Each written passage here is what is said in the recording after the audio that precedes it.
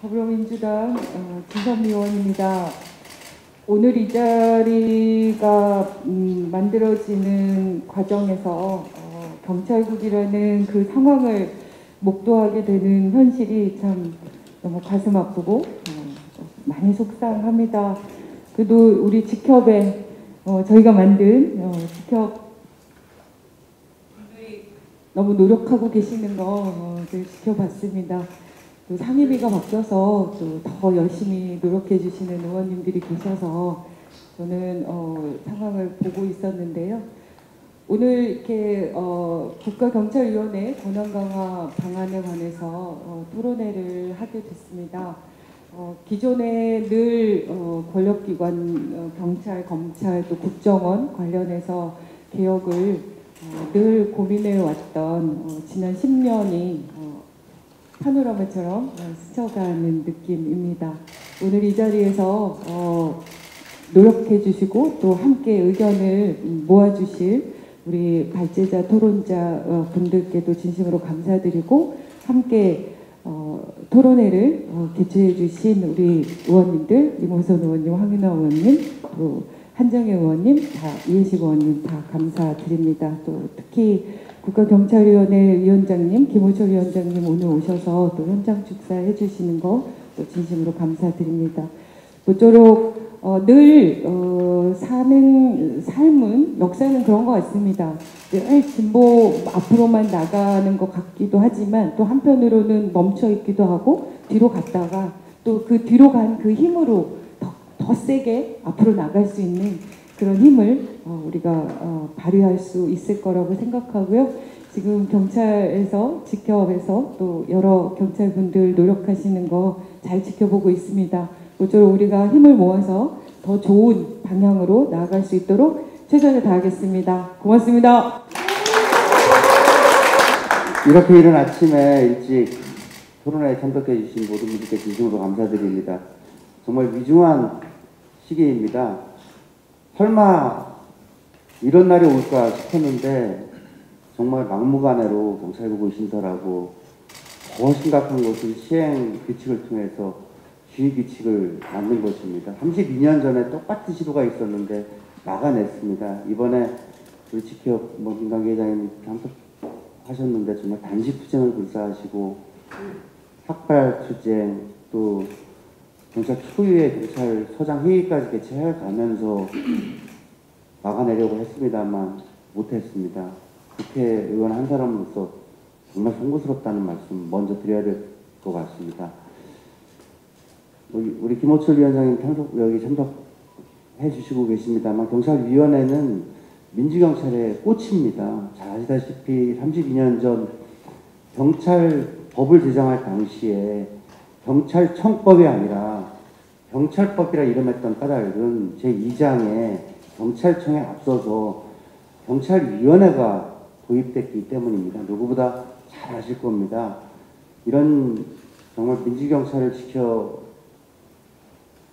오신 역대 경찰위원회 위원님들, 위원장님들, 지금 맡고 계신 위원장님 이 자리에 다 참석해 주고 계신데 경찰위원회를 저희들이 지켜내지 못한다면 민주경찰을 지켜내기 어려운 것이라는 말씀을 감히 드리겠습니다.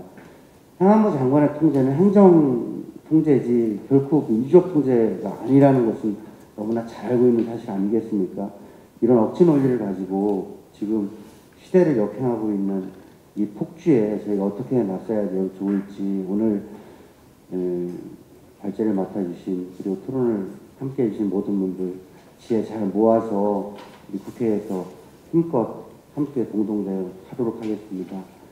힘내십시오. 이겨낼 수 있습니다.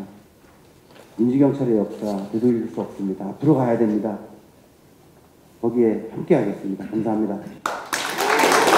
네, 함께 해주신 모든 분들 감사드립니다.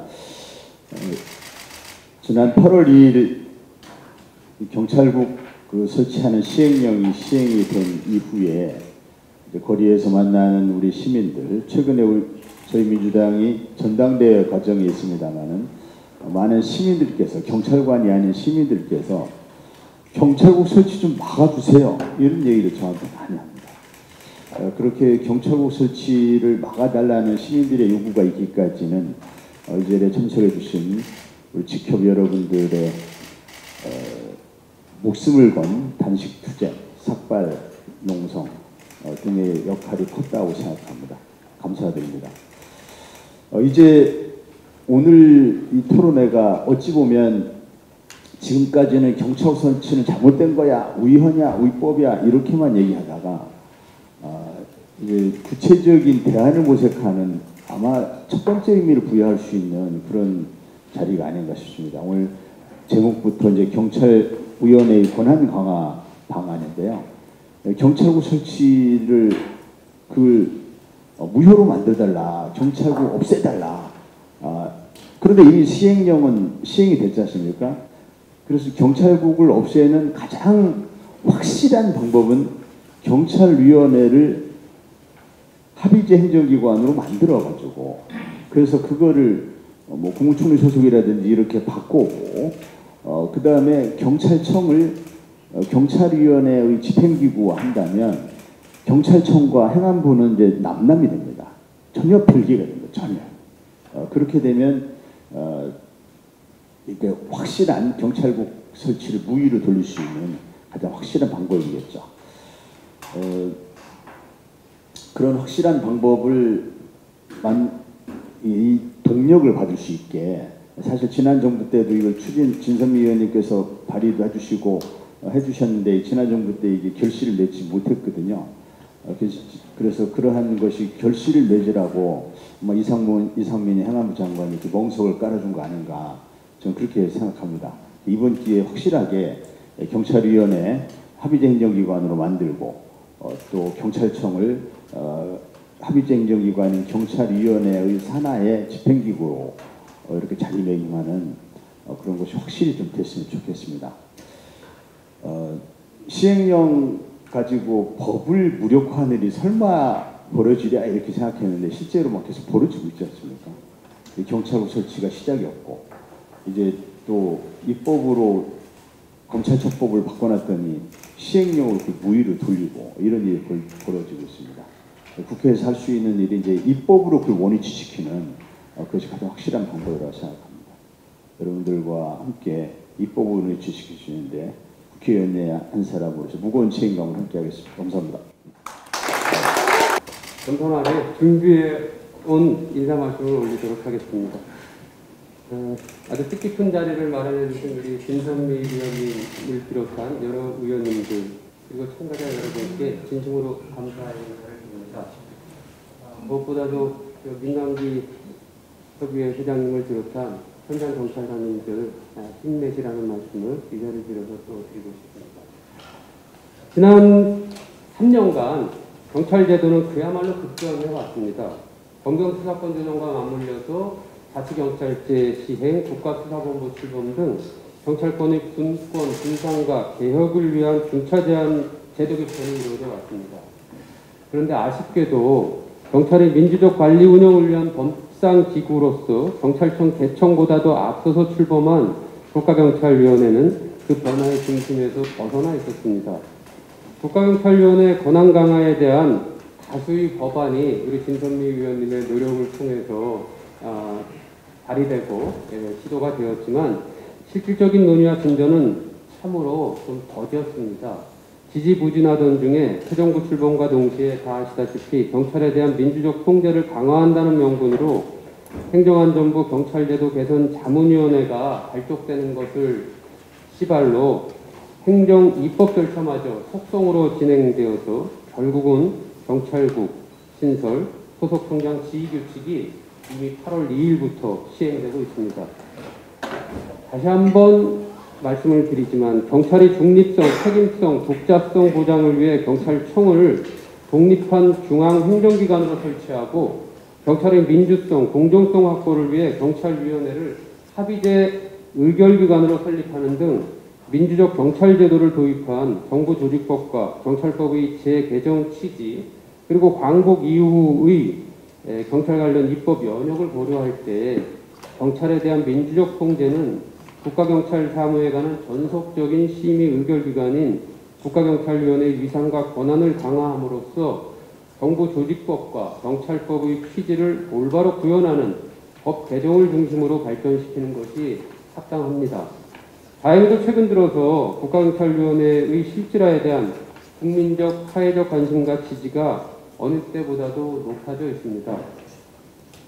현재 국가적 논란은 오히려 국가경찰위원회가 경찰에 대한 민주적 관리감독기구로 확실히 자리매김하는 전화위복의 계기가 될 것이라 확신합니다.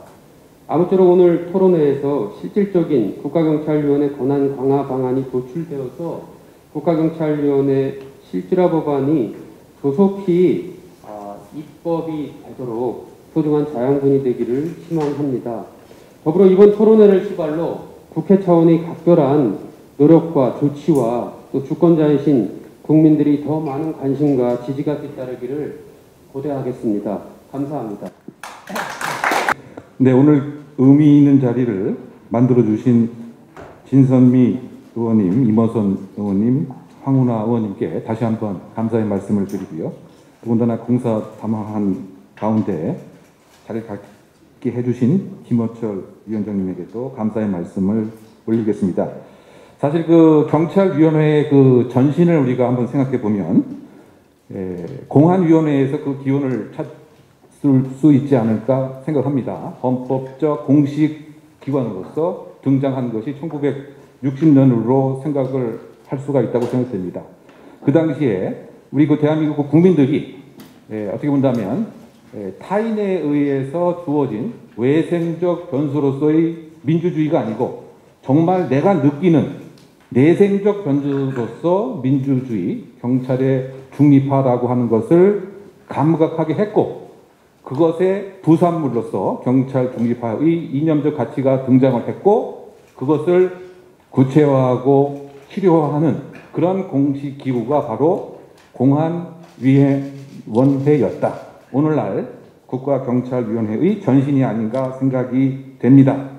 하지만 상당히 우리 대한민국 헌정사의 그 불행한 그 역사의 질곡 속에서 이렇게 탄생했던 공안위원회, 국가경찰위의 전신은 존재와 기능과 모든 것이 사라지게 되는 그러한 역사적 질곡을 겪게 되었습니다.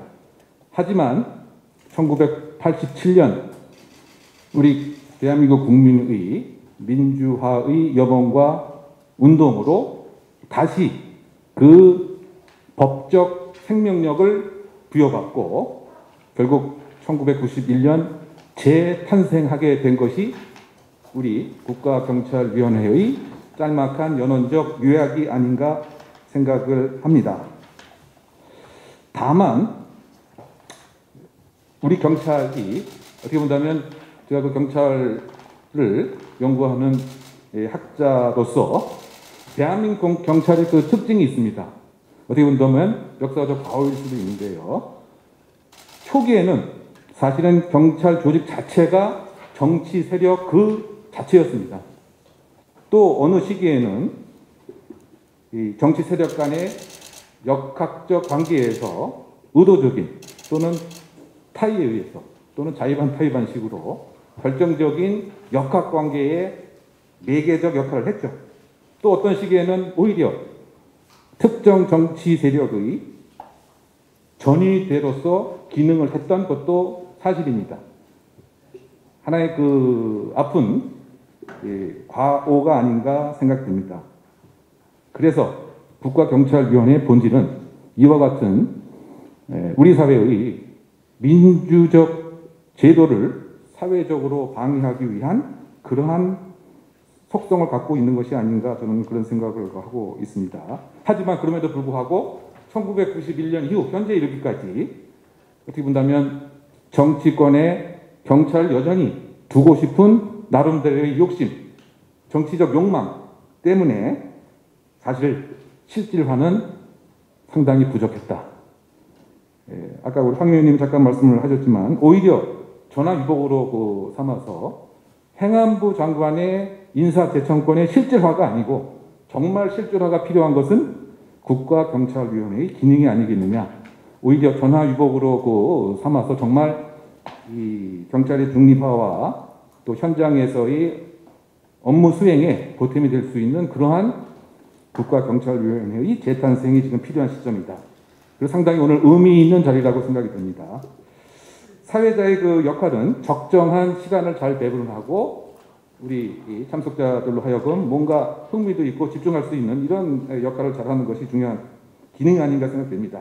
최선을 다해 보겠습니다. 따라서 발제 약 20분 정도 우리가 그 시간을 할당하고요. 토론에 약 10분 정도 할당을 하고 그 이후에 질의응답을 통해서 그 오늘의 귀한 말씀들이 입법적 추동력에 그야말로 입법적 현실화에 기초가 될 수 있는 그런 자리가 되었으면 하는 바람입니다. 김선택 교수님에게 약 20분의 귀한 발제의 말씀을 요청드리도록 하겠습니다. 제가 보니까 우리 진선미 의원님께서 우리 경찰법 개정에 관해서 관심이 굉장히 많으셨던 것 같습니다. 발의한 법률안도 제가 꼼꼼히 잘 살펴보고 왔습니다. 그리고 여기 이모순 의원님도 발의한 법률안이 있고, 현재 우리 국회 국가경찰위원회 관련한 개정 법률안 내신 두 분이 다 여기 계십니다. 이런 자리에 발표할 기회를 주셔서 대단히 기쁘고 영광으로 생각합니다. 네, 제가 이번 이 사태에서 저를 좀 감동하게 하는 게 있는데, 우리 경찰이 아이덴티티를 확보했구나 하는 생각이 듭니다. 드디어 우리 경찰이 자신의 아이덴티티가 무엇인가를 이제 확실하게 인지하게 됐고, 그 아이덴티티를 지키기 위해서 경찰이 투쟁에 나섰다. 이거 자체가 하나의 역사라는 생각이 듭니다. 이건 굉장히 중요한 어떤 터닝 포인트라는 생각이 들어요. 지난 오랜 세월 동안 우리 경찰이 계속 정권의 하수인 소리나 듣고, 그죠?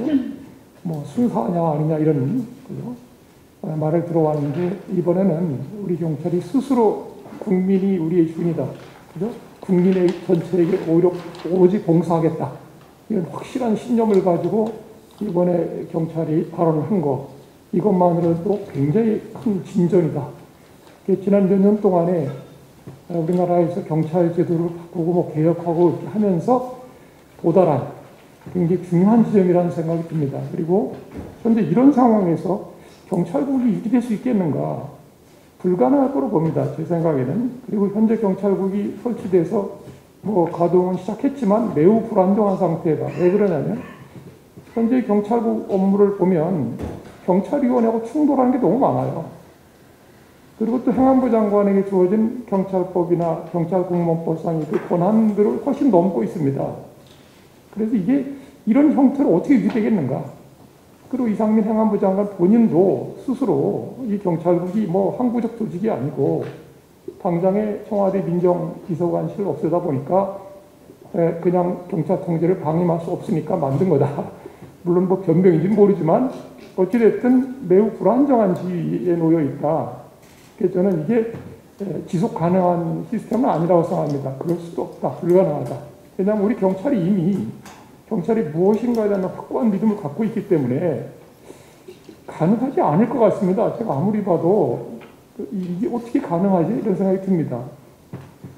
뭐 억지로 도입은 했는지 모르지만 유지되기는 힘들 거다 이런 생각이 들고, 사실 이런 식의 그 행안부 내 경찰국 설치를 한 본인들 자신이 경찰 제도를 잘 이해하지 못했을 거라고 저는 거의 확신합니다. 왜냐하면 제가 2017년에 경찰개혁위원회에 들어가서 조금 활동할 때까지, 죄송한 말씀입니다. 우리 김우철 위원장님 계신데, 경찰위원회가 뭔지 잘 몰랐어요. 솔직히 말해서. 이 정도입니다. 그죠? 경찰과 좀 가깝게 지내고 뭐 경찰에서 일하는 경우도 있었지만 경찰위원회를 잘 몰랐을 정도로. 그러니까 뭐 지금 사실 이번 정부를 맡은 사람들이 뭐 특별히 저보다 더 잘 경찰위원회를 알 리가 없고, 그래 별로 큰 생각 없이 이런 일이 벌어진 거 아닌가? 저는 그런 생각이 들어요. 별 큰 생각 없었는데 일단 질러놓고 보니까 이걸 수습할 수가 없는 상태가 아닌가. 그래서 저는 경찰국 이런 시스템으로는 도저히 갈 수 없을 것이다. 그렇게 확신하고 있고요. 여기 참석해 주신 경찰관 여러분들도 결국 경찰국은 아마 물르게 될 겁니다. 어떤 경로를 통해서 그렇게 될 것이냐는 좀 이제 지켜볼 문제지만 여러분이 꾸준히 노력을 하면 아마 그 정상화될 거다 이렇게 저는 생각하고 있습니다. 왜냐하면 국가는 시스템입니다. 개인이 뭐 자기 혼자 착한 의지가 있다, 뭐 또는 개인이 기량을 발휘해볼 기회다 이런 식으로 운영할 수는 없습니다. 모든 공권력은 자유민주주의 헌법에 맞게 제도화되어야 하는 거지 특정 인물의 개인적인 견해, 호호에 맞춰 인격화되면 안 됩니다. 우리가 권력의 인격화로 얼마나 고생을 많이 했습니까 그동안. 그죠? 공권력은 합리적으로 제도화해야만 민주주의를 지속 가능하게 만들어줍니다. 권력이 인격화되면, 인격에 종속되면 민주주의는 그 자체로 큰 위험에 빠집니다. 그리고 모든 공권력의 주인은 주권자인 국민입니다. 따라서 모든 공권력 행사하는 국가기관과 공무원은 전체 국민에게 봉사해야지 특정한 당파, 특정 세력과 같은 부분적 이익에 이용되어서는 안 됩니다. 우리나라의 정부 형태는요, 우리가 자꾸 대통령제, 대통령 중심제 이런 말 자꾸 하는데 사실은 정확히 보면 그 미국의 학자들은, 미국의 정부 형태 연구하는 학자들은 미국의 대통령제를 분리형이라고 부릅니다. 분리형. 의회와 정부가 세퍼레이티드 시스템이라고 불러요. 그리고 이제 의원 나갈 때는 일체형, 통합형이라고 부릅니다. 왜 그러냐면 대통령제에서는 대통령과 의회가 각각 개별적으로 아무것도 할 수가 없는 제도 이게. 그래서 왜 그러냐면 대통령제에서는 의회와 정부가 대등하게 민주적 정당성을 획득하고 있습니다. 그래서 병립하는 형입니다. 그래서 상호 간의 견제 균형을 이루면서 협치하지 않으면 굴러갈 수가 없어요, 나라가. 특히 분리형 정부의 형태에서는 의회가 입법 기능, 민주적 국정 통제 기능을 담당하고 정부는 법을 집행하는 기관입니다. 국회가 법률을 만들어주면 대통령과 정부는 이 법을 충실하게 집행할 의무가 있는 겁니다. 거꾸로 되면 안 돼요. 거꾸로 자기들이 국회의 입법을 위반하거나 국회 입법을 넘어서 법률을 만드는 기관이 되려고 하는 것은 상상할 수 없는 일입니다. 따라서 어느 기관을 정부 아래에 조직할 경우에는 정부가 관리 운영의 주체가 되기 때문에 의회의 민주적 통제를 받도록 반드시 제도화해야 됩니다. 특히 경찰은 국민의 삶 그리고 인권에 지대한 영향을 미칠 수 있기 때문에 조직부터 민주적으로 관리되도록 시스템을 짜야 됩니다. 민주적 통제 시스템이 중요한 게 아니라 우선 민주적 관리 시스템부터 가능하게 만들어줘야 돼요.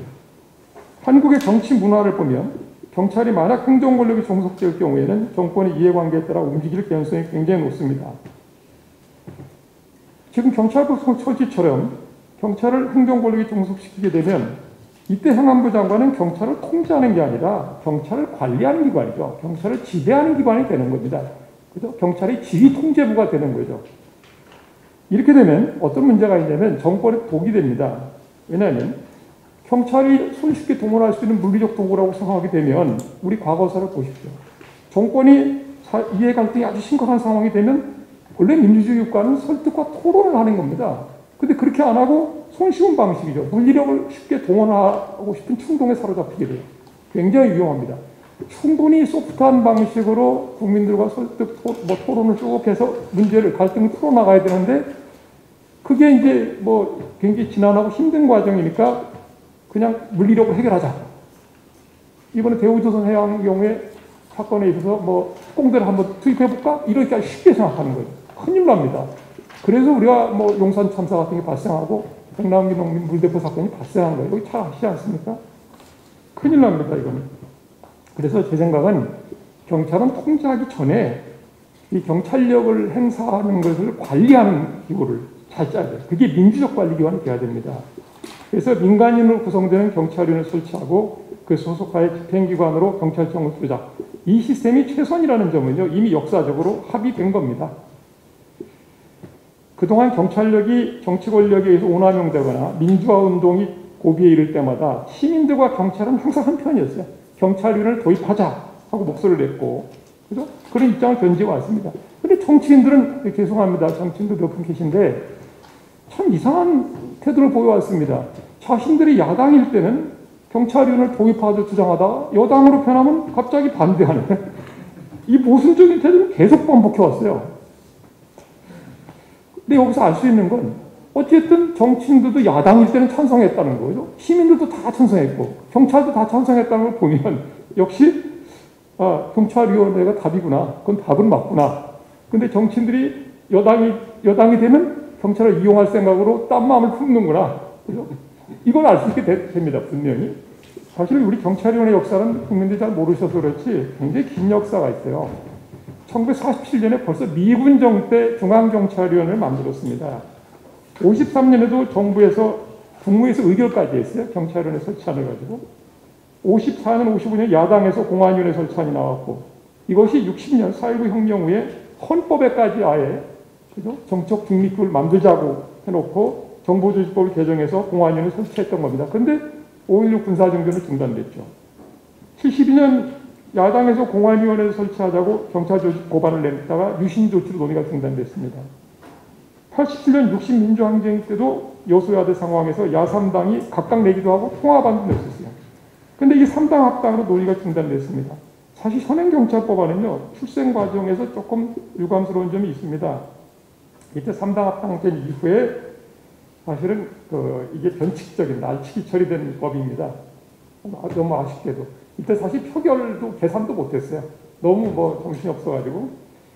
좀 아쉽게 됐죠. 이렇게 된 이유는 뭐냐면, 야3당 통합안의 내용이 변질돼서 통과됐기 때문에 그렇게 된 거죠. 그래서 대체로 그동안 제기되어 온 경찰위원회 설치안들의 경찰조직 형태는 대개 대통령과 정부, 행안부 장관의 경찰에 대한 영향력을 완화, 차단하는 데 중점이 있었습니다. 이게 포인트였어요. 그 다음에 국무총리 산하의 경찰위원회에 두어서 경찰 사무를 그냥 경찰위원회에 두고 그 다음에 이 경찰위원회 소속으로 경찰청을 두어서 경찰 사무를 집행하는 기관으로. 이게 기본 원형입니다. 근데 91년 국회에서 변칙 통과된 현행 경찰법은 이 경찰위원회 도입, 이 오래된 논의의 취지를 살리지 못하고 경찰위원회 지위를 애매하게 만들었습니다. 그리고 경찰청을 도로 내무부 소속으로 설치했습니다. 이게 아주 근본적인 문제점이죠. 그뿐만 아니라 경찰위원회 위원들을 행안부 장관이 다 임명제청하게 만들어놨어요. 이래서 이 현행경찰법은 우리가 경찰위원회를 도입해서 경찰을 민주적으로 관리하자 하는 우리 오랜 장정의 절반의 성공도 못 되는 이렇게 됐습니다. 이런 제도적인 한계 때문에 경찰위원회가 도입 목적을 현저히 달성하지 못하고 있다. 이런 비판을 계속 받아오고 있습니다. 그래서 2017년 경찰개혁위원회에서도 원래의 경찰위원회 취지에 맞게끔 좀 하라 이렇게 권고를 했는데 그때 경찰청에서는 하겠다고 해놓고서는 2022년 개정안을 전혀 반영하지 않았어요. 이렇게 보면 48년 이후 경찰제도에서 보면 48년부터 91년까지는 행정적 관리였습니다. 내무부 내의 보조기관이죠. 치안국이나 치안본부인데 이거는 완전히 실패한 제도입니다. 집권 세력이 계속 이용당해갖고 이걸 우리가 흔히 레짐 폴리싱을 했다고 말합니다. 정권의 안보에 기여하는 경찰이죠. 그래서 이런 이 행정적 관리 형태를 지속해 왔다는 점에 이걸 우리가 교훈을 얻어야죠. 그 다음에 91년 경찰청 설치 이후에 현재까지는 하이브리드형입니다. 이게 완전한 민주적 관리를 넘어가지 못하고 아주 애매한 상태로 되어 있어요. 그러다 보니까 반반이죠, 형태가. 근데 경찰위원회 위상도 모호해서 형식화되고, 그 다음에 또 우리 경찰의 앙케트를 해보니까 직급을 불문하고 모든 계급에서 경찰이 정책 중립을 하지 못하고 있다는 쪽이 다수로 나옵니다. 그러니까 현재 약간 이 모호한 제도, 이 제도로 가고도 이 정치적 중립에 성공하지 못했다는 걸 알 수가 있어요. 그럼 결국은 민주적 관리 방식으로 갈 수밖에 없다.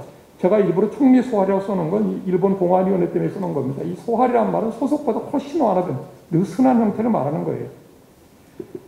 그러니까 경찰위를 관리기관을 하고 경찰위 소속의 경찰청을 집행기구로 한다는 이런 경찰위 실질화 방안을 해야만 경찰의 정책 중심이 확보되고 국민이 주인인 경찰, 즉 데모크래틱 폴리싱이 가능해진다. 그러니까 우리는 레짐 폴리싱에서 데모크래틱 폴리싱으로 가야 할 과제를 안고 있습니다. 근데 어느 쪽으로 갈 것인가 이미 명확하죠. 어떻게 이게 뒤로 갈 수 있겠습니까? 그러면 경찰위원회를 민주적 관리기관으로 만들기 위해서는 어떤 조건을 갖춰야 되느냐. 오늘 간단하게 말씀을 드릴게요. 그동안 경찰위원회의 지위를 둘러싸고 합의제 행정기관이다 한 점에서는 이의가 없었지만 이게 그 의결에 기속력이 있느냐 없느냐를 논란이 있었습니다.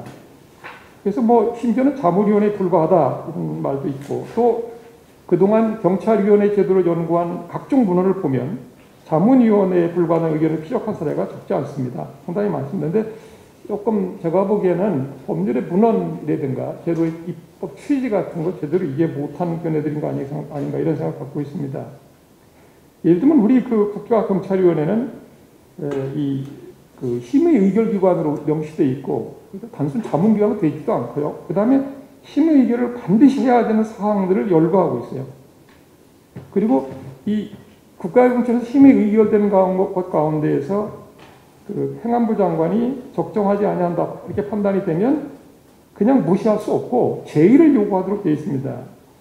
이 말은 제의를 요구할 수 있다는 말이 이렇게 거부권 행사한다는 얘기인데 그거는 심의 의결의 구속력이 없다면 불필요한 제도입니다. 그러니까 제의를 요구했다면 단순히 토론 한번 다시 해보라 이런 뜻일 수가 없는 거예요. 그죠? 그렇게 보시면 될 겁니다. 예컨대 헌법상 국무회의는 심의기관으로 되어 있죠. 그 다음에 필요적 심의사항에 관해서 심의 의결 절차는 필수적이지만 그 심의 의결 내용에 대통령이 구속되지 않는다는 게 통설입니다. 대통령이 제의 요구 같은 그런 권한은 없습니다. 반대로 국회가 법률안을 의결하면 대통령이 구속되지 않기 위해서는 제의 요구권을 행사해야만 됩니다. 근데 거기서 국회가 재의결하면 대통령은 구속됩니다. 대통령이 그 법률안을 공포하지 않으면 국회의장이 공포할 수 있게 돼 있어요. 그러니까 제2요구권 규정에 대한 해석이 너무 부정확하게 그동안 배워온 것이 아닌가 생각이 되고 또 하나 재밌는 건 2006년도 당시 행정자치, 현재 행안부죠. 여기서 발간한 2006년도 정부위원회 관리 지침을 보니까 2005년 12월 31일 현재 합의제 행정기관이 행정위원회 42개 중 하나로 행정자치부 소속 경찰위원을 분류하고 있었어요. 제가 이거 다 확인 안 해봐서 그런데 그러니까 행안부 입장에서도 이게 뭡니까? 정식의 심의기관인 행정위원회로 본 적도 있고 아니면 자문위원회로 본 적도 있고 오락가락하고 있는 것 같습니다. 언제부터 됐는지 모르겠는데 이렇게 될 수는 없어요. 법률이 바뀌지도 않았는데 행안부가 자기들이 이거는 행정위원회다 이건 자문위원회다 이런 식으로 자기들이 임의를 변경할 수는 없는 일입니다. 자기들이 그냥 필요에 의해서 자의적으로 하는 거죠. 이건 있을 수 없는 일이라 생각이 들고 그리고 그 다음에 이제 그냥 넘어가서 경찰위원회는 그래서 법적 지위는 여러분들이 여러 번 말씀하셨지만 최소한도 현재 바뀐 경찰법상의 시도장치경찰위원회처럼은 돼야 돼요. 그죠? 시도자치경찰위원회는 우리 국가경찰위원회가 중앙행정기관이 돼야 되고 거기서 힘이 의결되는 구속력이 당연히 있어야 되고 그리고 그 산하에 있는 경찰청을 지휘 감독할 수 있도록 이렇게 만들어줘야 됩니다. 그건 당연한 얘기고 또 당연히 이게 하부제 행정위원회가 되면 밑에 그 하부 조직을 당연히 둘 수 있어요. 그리고 자기 이름으로 바깥에 의사도 표시할 수 있고 이게 다 바뀌어야 됩니다. 그 다음에 중요한 게 경찰위원회 소속입니다. 경찰위원회 소속은 국무총리로 해야 됩니다. 왜냐하면 국무총리도 행안부 장관과 마찬가지로 대통령을 보좌하는 기관이긴 하지만 국무총리는 국회 동의도 없이 임명돼요. 그리고 고유한 사무를 분장받아서 수행하는 기관이 아닙니다. 그죠? 행정각과 통화를 해요. 그리고 각 중앙행정기관장을 지휘 감독합니다. 그리고 독립적으로 사무를 수행하는 위원회 연습이 중앙행정기관 다수가 국무총리 소속으로 되어 있습니다. 이렇게 되면 우리 경찰위원회가 조직상 행정부에 편제되면서도 기능을 중립적으로 수행하는 데 최선이죠. 그래서 국무총리 산하로 가는 게 맞다. 그리고 이때 소속이란 말을 쓴다 하더라도 소환이란 말이 너무 우리한테 잘 좋지 않으니까 일본 국가공무원위원회가 내각총리 대신 소환로 되어 있는 것과 같은 취지로 그런 아주 느슨한 의미를 갖는 것으로 이해돼야 한다. 이런 생각이 듭니다. 이걸 그러니까 나는 입법을 할 때 분명히 해주실 필요가 있다. 이런 생각이 듭니다.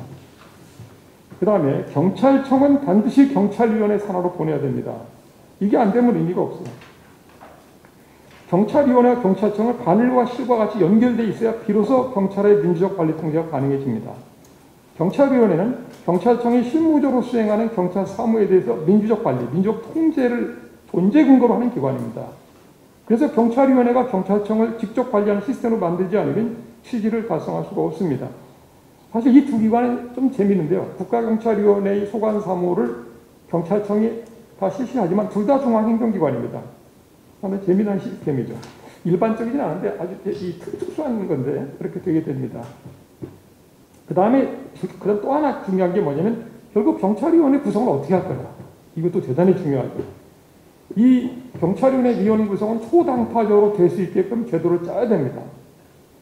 어떻게 할 거냐는 문제가 있는데 흔히 뭐 입법부 3명, 행정부 3명, 사법부 3명, 9명을 하면 되지 않을까 생각하는데 그건 이제 제가 볼 때는 역시 그 사법부에서 3명을 뽑게 되면 이 민주적 정당성이 현저히 떨어져요. 민족 통제도 어렵고 그래서 중요한 건 일단 이렇죠. 집권 여당과 정부 영향력으로부터 자유롭게 일단 돼야 되니까 민주적으로 뽑아야 되는데 제일 좋은 방법은 위원 전원을 국회에서 선출하거나 국회 동의를 받고 하는 게 최선이죠. 그리고 뭐 이건 독일의 헌법재판관 뽑는 스타일인데 당파성 인물을 배제시키기 위해서 국회 출석 3분의 2 이상이 찬성을 요하게 할 수도 있죠. 그러면 어느 한쪽 당파에 너무 가까운 인물은 배제될 수도 있죠. 이런 걸 생각해 봐야 될 것 같고요. 위원회 자격도 정치적 중립성이 보장되도록 이렇게 최근까지 공안 업무를 했던 사람은 좀 배제하는 식으로 좀 해야 될 것이다 이런 생각이 들고 특히 집권 세력에 유리한 프리미엄을 절대 허용해서는 안 됩니다. 즉 대통령이 몇 명 이상, 집권 여당이 몇 명 이런 임명권을 부여해서는 안 됩니다. 그리고 특정 정당 내지 정파에 영향력이 미칠 수 있는 인사가 너무 많아서 안 돼요. 7명으로 할 때 2명을 넘어서 안 됩니다. 그 다음에 가능한 한 정치적 중립성을 담보할 만한 인사를 몇 명 반드시 집어넣어야 됩니다. 그런데 뭐 대한변협에 추천한다거나 이렇게 우리가 좀 이렇게 이런 왜 그러냐면요. 일본의 국가공안위원회를 해보니까 거기는 6명입니다. 1명이 위원장이고 5명이 위원들인데 그 대개 보면 중립성인들이 결정하게 돼요. 약간 정책 영향력을 좀 받을 수 있는 인사를 빼고 나면 그래서 이게 굉장히 중요하다는 거고요. 위원수는 5인 또는 7인, 7인을 넘지 않는 게 좋다 이런 생각이 드는 게 이 경찰위원회가 단순한 자문기관이 아니라 심의 의결을 하고 이제 급한 일이 있으면 급하게 활동을 해야 되기 때문에 너무 많으면 좋지 않다라는 생각이 듭니다. 그 다음에 이제 위원장을 어떻게 할 거냐 이러면 이건 그렇게 크게 중요하진 않지만 위원장은 호선하는 게 현재도 호선입니다. 호선이 좋고 그 다음에 국무위원급으로 보직을 둬서 국무회의에 출석할 수 있도록 해서 왜냐하면 치안정책과 관련해 정부와 소통도 해야 되기 때문에 이 일본식이죠. 대신에 정부의 영향력이 미치지 않도록 위원장에게는 표결권을 주지 않고 다만 공수일 때만 캐스팅 보트를 주는 식으로 하는 이게 일본식입니다. 그 다음에 경찰관의 위원 임기를 너무 짧게 하면 안 됩니다. 정치적 영향력을 받지 않을 정도로 정해야 됩니다. 대통령 임기가 5년이고 또 대법관과 헌재재판관 임기가 6년인 게 비추어 한 5년 정도가 바람직하지 않을까. 그리고 1차에 재임하는 기간 확보된 전문성을 활용하도록 주임 가능성을 열어놓는 게 바람직하고 다만 위원장만 정치적 중립성을 확실히 하기 위해서 단임을 하는 게 좋겠다라는 생각이 들고 위원을 한꺼번에 바꾸지 않는 게 좋을 거예요. 그래서 전체 위원을 이렇게 이제 최대 2명이 한 번에 교체되도록 임기를 조절할 필요가 있어요. 그러니까 초대 위원 임명할 때 좀 이렇게 나눠서 뭐 2인은 2년, 2인은 4년 뭐 이렇게 이런 식으로 이렇게 나누고 7명일 때는 뭐 2, 3, 4년으로 이렇게 나누고 위원장은 5년 임기로 해주고 이렇게 해서 한꺼번에 안 바뀌게 이럴 필요가 있다는 생각이 듭니다. 이것도 일본식 국가공원의 제도가 이렇습니다. 그리고 상임위원이 없어서 전에 박정현 교수 얘기 들어보니까 뭐 위원장은 꼭 상임을 하는 게 좋겠다는 얘기 하던데 상임, 위원장과 위원 2명이서 최소한 상임해야 되고요. 전원을 상임위로 하는 것도 좋다는 생각이 듭니다. 그 다음에 경찰위원회 권한 운영 방식 문제는 법률로 소관사무 규정을 둬야 되고 심의결사항 규정을 둘 건데 소관사무는 전체 경찰사무가 돼야 됩니다. 심의결사항은 뭐 지금 나와 있는 걸 잘 이렇게 해서 믹스해서 만들면 될 거고요. 아마 경찰위원회에 부여될 권한 중에 제일 중요한 게 인사권입니다. 대단히 중요하죠. 그동안 경찰의 정치적 중립화에 최대 걸림돌이 된 게 바로 경찰 인사권입니다. 과거 청와대 민정수석실에서 언필칭, 비밀리에 음성적으로 했건 행안부 장관이 행안부 내 보조기관을 통해서 이른바 양성적으로 하든 정치 권력의 영향권 안에서 인사가 다 결정되는 외양이 갖추어지면 경찰의 정치적 중립화는 기대할 수 없습니다.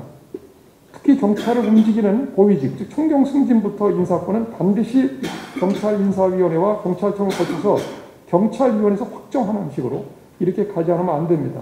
이건 아주 핵심적인 문제라는 생각이 들고 나머지 권한은 짜기 나름이다 이런 생각이 들고요. 회의 문제니 뭐 이런 건 그냥 넘어가겠습니다. 그게 중요한 게 아니니까. 그 다음에 이제 30페이지. 경찰위원회 통제 문제도 중요한데 경찰위원회도 행정부 일원인 한 국민대표기관인 국회의 민주적 통제를 받도록 잘 시스템을 짜야 된다. 그래서 상임위나 경찰서라는 특별위원회를 두어서 국회에서 감독하는 건 당연하다. 정기적인 보고도 당연히 받을 수 있고 국회 출석 답변 의무를 지울 수도 있는 거죠. 이 정도만 경찰위원회 말씀드리고요. 이거는 특별히 한 5분만 말씀드리겠습니다. 짧게 경찰에 대한 통제가 좀 미흡하다. 그동안 미흡했기 때문에 경찰이 있는데도 국민들이 좀 약간 우려를 할 수도 있기 때문에 한번 제기하는데 경찰 통제는요, 이게 여러 가지 방식이 있어요. 국가 조직에 의한 통제로는 입법적 통제하는 국회, 행정적 통제라는 행정부, 행안부 장관 같은 거, 사법적 통제라는 법원, 또 검찰에 의한 통제, 이런 것들이 있고, 그다음 외부적 독립적 기구에 의한 통제가 시민 통제기구가 있고, 내부적 통제로 경찰 내 감찰 조직에 의한 경찰비리 조사가 있고, 사회적 통제 방식으로 언론 보도나 시민사회단체 비판들이 있습니다. 여러 통제 방식이 있는 거고요. 사실 이 중에서 가장 민주적으로 볼 수 있는 건 아마 사회적 통제나 외부적 독립적 기구에 의한 통제가 가장 민주적인 거죠, 사실은. 그리고 우리가 경찰위원회는 국가 조직으로 들어가긴 되지만 경찰위원회 구성 자체를 민간인으로 하기 때문에 이것도 민주적 통제라고 우리가 부를 수 있는 거고요. 사실 행안부 장관의 통제는 민족 통제라기보다는 행정적 통제로 봐야 되는 겁니다. 민족 통제란 말은 잘 안 맞아요. 왜 그러냐면 우리가 이건 이제 헌법 이론상 민주적 통제의 사슬이라고 얘기하는데, 국민이 선출해주면 그 밑에 이제 행정부 같으면 하이어라키를 만들어요. 대통령, 국무총리, 행안부 장관, 경찰 이렇게 내려갑니다. 이런 하이어라키를 이용해서 통제하기 때문에 이거는 이제 우리가 민주적 정당성이 쭉 부여돼요. 국민으로부터 대통령으로 밑으로 내려 경찰서로 가는 거죠. 근데 이게 민주적 통제라고 하려면 이제 의원내가 조금 거꾸로 가요. 거꾸로 갈 수 있는데 우리는 안 됩니다.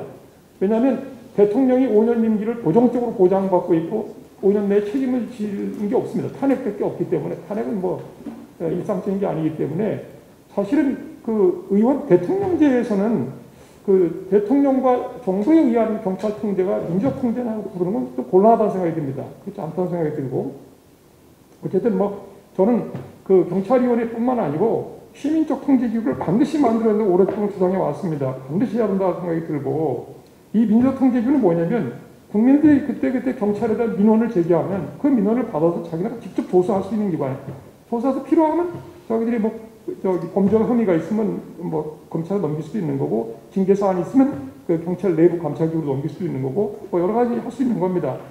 지금 이게 영국은 전역에서 지금 잉글랜드 웨일즈뿐만 아니라 스코틀랜드든 뭐 다 하고 있습니다. 영국 전체에서. 그리고 많이 있습니다. 지금 경찰원을 도입한 나라도 꽤 있어요.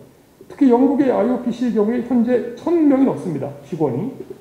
상당히 유효한 통제라고 있고요. 영국이 지금까지 아주 민주적으로 경찰을 관리해 오고 있는데 중요한 역할을 하고 있습니다. 그리고 이게 전 세계 경찰 개혁하는 나라들에서 항상 이 시민통제기구 도입이 경찰계의 꽃이라고 부르고 있습니다. 이 부분을 좀 우리 국회에서도 한번 논의를 시작해 주시면 감사하겠습니다. 네, 이걸 마치겠습니다. 감사합니다. 경찰의 그 본질에 대한 뭐 중요한 부분도 언급하신 부분이 저는 뭐 개인적으로 뭐 인상적이었다고 생각을 할 수가 있는데요. 그에 앞서서 제가 그 여기 저 경찰 직업 선생님 다 계시긴 합니다만, 그저께 그 경찰관 약 2,500명을 대상으로 해서 그 설문조사를 실제로 그 실시를 했습니다. 했더니 경찰국을 앞으로 지지를 하겠다, 이렇게 응답한 경찰관 직원들이 불과 3% 남짓이었습니다. 95%는 지지하지 않겠다고 하는 것이죠. 아까 잠깐 이제 언급하신 것처럼 이른바 그 지속 가능성에 대한 상당히 부정적인 태도를 갖고 있는데, 그 근거는 역시 그것도 측정을 해봤더니 법치에 반하고 헌법 가치에 반하고 더군다나 정부 내의 공정 가치에도 반하는 것으로 이렇게 그 평가를 하기 때문에 결국은 정당성이 부족하면 이른바 수능 확보 자체가 정책 집행에서는 한계가 있다라고 볼 수밖에 없는데, 뭐 그런 점도 짚어주신 것 같고요. 더군다나 지금 세계적인 경찰을 구분해 보게 되면, 크게 보게 되면 이제 양분할 수가 있죠. 아까 잠깐 이제 언급하신 것 같은데, 이른바 정권의 보위와 정파의 이 정적을 색출을 하는 데에 온 에너지를 쓰고 구조가 그렇게 되어 있는 하이 폴리싱이라고 하는 겁니다. 아까 리진 폴리싱이라고 언급하셨는데 마찬가지 그 맥락이죠. 그런데 선진국의 경찰은 이른바 데모크래틱 폴리싱의 한 6가지 요건을 제시하고 있습니다. 그 중에 하나가 바로 독립적인 감독기관이 외부에 존재하느냐의 여부입니다. 그리고 경찰이 절차적 공정성을 늘 유지를 하느냐, 이제 이 여부가 가장 중요한 것인데요. 이 기준에 그 비춰본다면 우리는 데모크래틱 폴리싱에는 아직 미치지 못한, 바꿔 얘기하면 과거의 경찰이 국가의 억압기구로서 작동했을 때 걸맞는 그런 것을 여전히 유지하고 있는 것이다. 뿐만이 아니고 사실은 지금 김 교수님께서 아주 세세한 국가경찰위원회의 미시적 측면도 자세하게 말씀을 해주신 것으로 생각이 됩니다. 특히 그 시도자치경찰위원회의 그 차별적 이유, 아마 그것은 이 정치적 욕심 때문에 어떻게 본다면 이 법의 모호성을 외피로 해서 나중에 정권을 계속 갖게 되면 경찰을 여전히 통제하고 싶은 이런 숨은 뜻이 사실 여전히 반영이 됐기 때문에 2020년에 경찰법 개정에도 그 부분은 사실상 건드리지 않았던 것이 아닌가라고 하는 점을 지적하지 않을 수밖에 없고요. 할 수밖에 없고요. 결국 오늘 그 말씀들에 기초해서 지금 토론자 선생님 네 분도 사실 비슷한 의견과 또 애매한 이 국가경찰위원회의 현재의 권한과 위상, 또 법적 모호성 등을 지적을 해주시는 것으로 기대하고 있습니다. 먼저 최응렬 교수님의 토론의 말씀을 경청해서 듣도록 하겠습니다. 제가 이제 이쪽 분야 공부를 한 40여 년 이상 했고, 또 국가경찰위원회 위원으로도 한 20개월 정도 활동을 하고 있습니다. 그래서 이런 자리에 자주 나오는 게 좋은 건지는 잘 모르겠는데, 제가 나오는 이유는 동일한 법률을 우리 학자들도 왜 달리 해석하고 행정관료도 달리 해석하는지 그게 늘 의문인 겁니다. 똑같은 법조문을 가지고 해석을 그렇게 달리 하는지, 또 이런 토론의 자리에 와보면 또 의원님들도 정파에 따라서 이렇게 갈리고, 예전에 저하고 친했던 우리 국민의힘의 경찰 출신 의원들도 잘 지지를 안 하시고, 이런 걸 보면은 조금 아쉬운 게 사실 많습니다. 예전에 자치경찰제를 이제 노무현 대통령 때 시행한다고 법안 만들고 했을 때, 그때는 행정하신 분 중에도 지방분권 하신 분들을 주로 해서 하다 보니까 경찰학 하시는 분들이 계속 반대를 하다 보니까 결국은 이제 무늬만 자치경찰이라도 시행을 못했습니다. 못했고, 지금 현재 시행하는 자치경찰도 좀 불안전하게 출발을 한 게 없지 않아 있는 것 같습니다.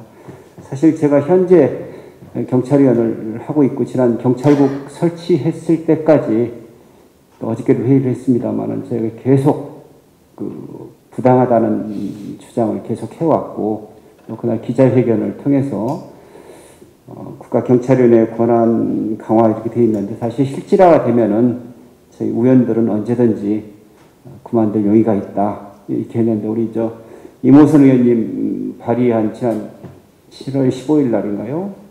경찰법 개정 발의안에는 부칙에 현재 의원들은 무위원하는 걸로 이렇게 되어 있는 걸로 언뜻 되어 있긴 하더라고요. 그런데 저희는 언제든지 실질화가 되면은 그만둘 용의가 있다 이런 의사표시도 한 적이 있습니다.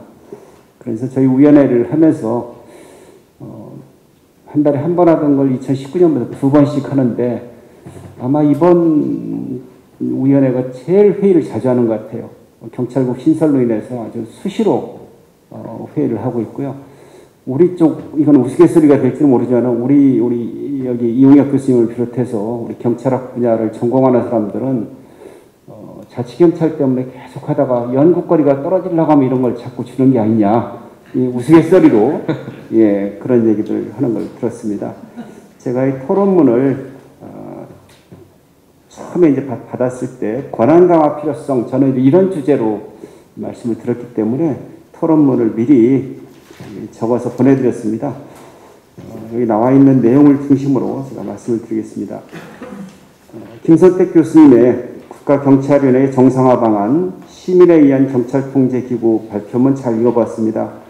교수님의 발표를 토대로 국가경찰위원회의 권한 강화 필요성에 대해 말씀드리겠습니다. 경찰학을 전공하는 교수로서 공권력 행사기관인 경찰을 민주적으로 관리하고 민주적으로 통제할 필요가 있으며, 민주적 통제에 앞서 민주적으로 관리받아야 한다는 김선택 교수님의 지적에 전적으로 동의합니다. 그리고 민주적 관리기관으로서 민간인으로 구성된 경찰위원회를 설치하고 그 소속으로 집행기관인 경찰청을 두도록 제도한 것이 최선이라는 점에 대하여 역사적으로 합의가 이루어져 91년 경찰위원회가 설치되었다는 것에도 동의합니다. 근데 경찰위원회를 국무총리 소속의 합의제 중앙행정기관으로 국가경찰위원회를 설치하고 그 관리하에 경찰청을 두는 야 3당 통합안의 조직 형태로 설치되지 않고 심의 의결기관으로 내무부의 경찰위원회를 설치하고 내무부 장관 소속으로 경찰청을 두는 조직 형태가 규정되어 경찰위원회의 역할에 대해 여전히 다양한 견해가 존재하고 있습니다. 실제 국가경찰위원회는 경찰 관련 다양한 사항에 대해 필요적인 심의 의결을 하는 기관인데도 불구하고 국가경찰위원회의 지위를 둘러싸고 하위제 행정기관이라는 점에는 이의가 없으면서도 구체적으로 그 의결에 구속력이 있는 의결기관인지 의결에 구속력이 없고 심의 의결 절차만을 경위하면 되는 심의기관인지 심지어 그것이 소속하는 행정기관의 의사결정에 도움을 주는 데 그치는 자문기관에 불과한지 논란이 계속되어 왔습니다. 행정안전부는 국가경찰위원회를 자문위원회로 분류하고 경찰위원회 제도를 연구하는 문헌에서도 국가경찰위원회가 자문위원회에 불과하다는 의견을 피력하고 있는 사례가 적지 않습니다. 아까 김선택 교수님께서도 합의제 행정기관이라 했다, 자문이라 했다, 행안부에서도 정확한 이 위원회에 대해서 위상을 정확하게 하지 않았다는 말씀을 했습니다. 근데 최근에 2019년 저희 이제 위원회에서 검토한 바에 따르면은 법제처에서 경찰위에는 독자적 사무와 집행 권한이 없으며 상시적 계속적 업무를 처리한다고 보이지 않으므로 정부조직법 5조에 따른 합의제 행정기관에 해당하지 않지만 행정안전부 장관에게 경찰위원회 심의 의결에 대한 제2요구권을 부여하고 있는 것은 기속력을 전제로 한 것으로 보이는 점을 고려할 때 경찰위원회는 기속력 있는 합의제 의결기관을 볼 수 있다는 유권 해석을 내린 바 있습니다. 이건 저희 위원회에서 이런 내용을 발표를 했는데 여기에 대해서 이완규 법제처장이 며칠 전에요. 8월 9일 날 보도자료를 통해서 국가경찰위원회 관련된 법적 쟁점을 이렇게 한 3가지 정도로 정리를 해서 발표를 한 적이 있습니다.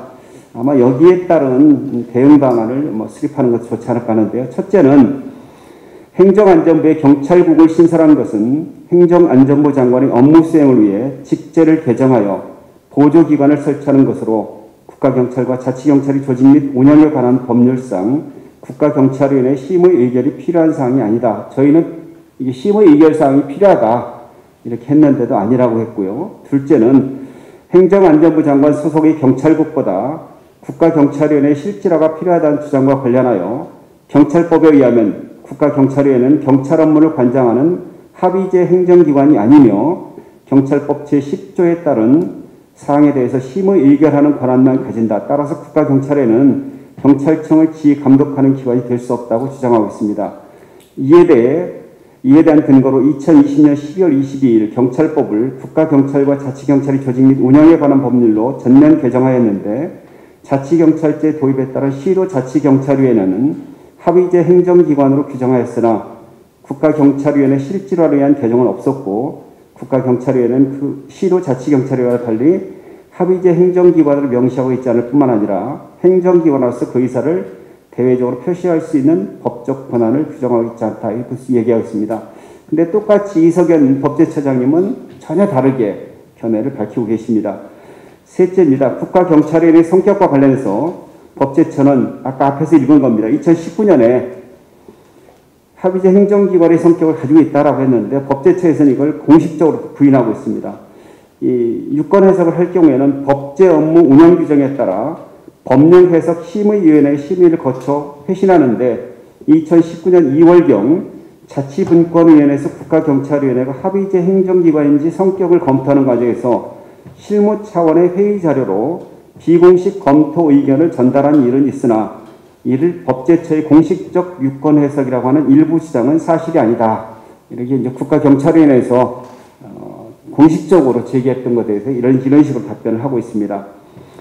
이완규 법제처장의 이와 같은 주장은 전임 우리 국가경찰위원장으로 같이 1년 정도 같이 지냈던 우리 박종훈 교수님이 2021년 4월에 한국행정법학회에서 경찰법의 개혁과 과제라는 발표문에서 경찰법 개정에도 불구하고 국가경찰위원회의 경찰청장에 대한 통제가 법적으로 안전하지 못하다는 점을 들 수 있고 이런 점에서 치안사무에 대한 행정안전부 장관의 정치적 지위가 정당할지 모르겠다. 이런 말씀을 얼마 전에 한겨레에서 2000년이 아니라 2022년입니다. 2022년 7월 19일 날 한겨레와 인터뷰에서 밝힌 바 있습니다. 김선택 교수님이 발표문에서 시도자치경찰위원회는 합의제 행정기관으로 법적 지위를 명시하면서도 근본적으로 조직 구조의 차이가 없는 국가경찰위원회에 대해서 아무런 입법적 조치를 하지 않은 것은 의문이 아닐 수 없다고 밝히고 있습니다. 이에 대해 2017년 문재인 정부 출범 직후 구성된 경찰개혁위원회 권고사항 중 경찰위원회 실질화가 있었는데 경찰위원회 실질화 법 방안은 2020년 경찰법 개정에 반영되지 못한 것으로 이것도 박종원 교수님은 이렇게 기억하고 계십니다. 그때 제가 경찰위원장이었으니까 경찰위원회 의상 강화를 경찰법 개정안에 반영하려 애를 썼죠. 그런데 청와대, 행정안전부, 경찰청 3자 모두가 경찰위원회를 그렇게 만드는 걸 불편해하는 겁니다. 제가 국회 행정안전위원회에 가서 최소한 국가경찰위원회를 합의제 행정기관으로 법에 명문화해달라고 요청했는데 행정안전부에서 반대해 어렵다고 하더라고요. 그런데 행정안전부에 물으면 거기선 청와대 핑계를 대고 청와대는 또 행정안전부와 경찰청이 반대한다고 말하고 가장 결사적으로 반대했던 건 행정안전부지만 청와대와 경찰청도 경찰에 있는 의상 강화를 껄끄러워한 거라고 볼 수 있죠. 이렇게 회고를 하고 계십니다. 결국은 우리 김선택 교수님 말씀하신 대로 아주 손쉽게 이 권력을 가진 경찰을 집권당에서 이렇게 이용하기 위한 그런 방안이 아닌가 하는 생각이 듭니다. 이처럼 국가경찰위원회 소속을 행정안전부라고 행정안보 장관에게 안건 부의권, 제2요건과 국가경찰위원회 위원 임명제청권 등 보충적이긴 하지만 다양하게 개입의 여지를 인정해주고 있는 현행 경찰법으로는 국가경찰위원회의 설립 체제에 맞는 실질적인 기능을 수행하는 데 상당한 어려움이 있기 때문에 이번 기회에 국회에서 국가경찰위원회의 권한 강화의 입법을 신속하게 추진해 주시길 바랍니다. 당연히 국가경찰위원회의 제도적 정비에는 합의제 행정기관이라는 것과 사무국 설치가 명확하게 규정되어야 할 것입니다. 김선택 교수님의 훌륭한 발표에 다시 한번 감사드립니다. 이상으로 제 말씀을 마치도록 하겠습니다. 고맙습니다. 네, 우리 최웅렬 교수님께서 시간도 아주 잘 지켜주시고요. 더군다나 왜 똑같은 법령을 정치적 소속에 따라서 이렇게 달리 해석하는지 상당히 개탄스럽다라고 하는 취지에 저도 동감을 하고요. 어떤 측면에서 보게 되면 산은 산이고 물은 물인데 때에 따라서 산을 물로 불리고 물을 산으로 불리는 그런 현상을 우리가 목도하고 있는 것은 아닌가 생각이 됩니다. 똑같은 사항인데 전임 법제처장과 현재 법제처장의 법령에 대한 해석이 이렇게 다른 현실을 우리가 보고 있지 않는가라고 하는 그 점도 아주 날카롭게 지적을 해주신 것 같습니다. 그런 측면에서 사실은 국가경찰위원회의 그 실질화가 얼만큼 또 가능을 할 것인지 그것에 대한 뭐랄까요, 우리가 좀 관심을 가져야 될 내용이 아닌가 생각이 되고요. 그런 맥락에서 현장에서 느끼는 여러 가지 국가경찰위에 대한 바람 또는 경찰국 신설에 대한 소견 등을 우리 민관기 전 협회장님께서 10분 안으로 말씀을 해주시겠습니다. 부탁드리겠습니다. 네, 안녕하세요. 청주 흥덕경찰서 직협회장 맡고 있는 민관기경입니다. 사실 저희 현장 경찰관들이 과연 국가경찰위원회를 얼마나 알고 있었고, 그러면 혹시 국가경찰위원회에서 우리 현장 경찰관들하고 간담회를 한다든가 의견을 한 번이라도 들어본 적이 있는가? 아마 31년 동안 처음 했을 거예요.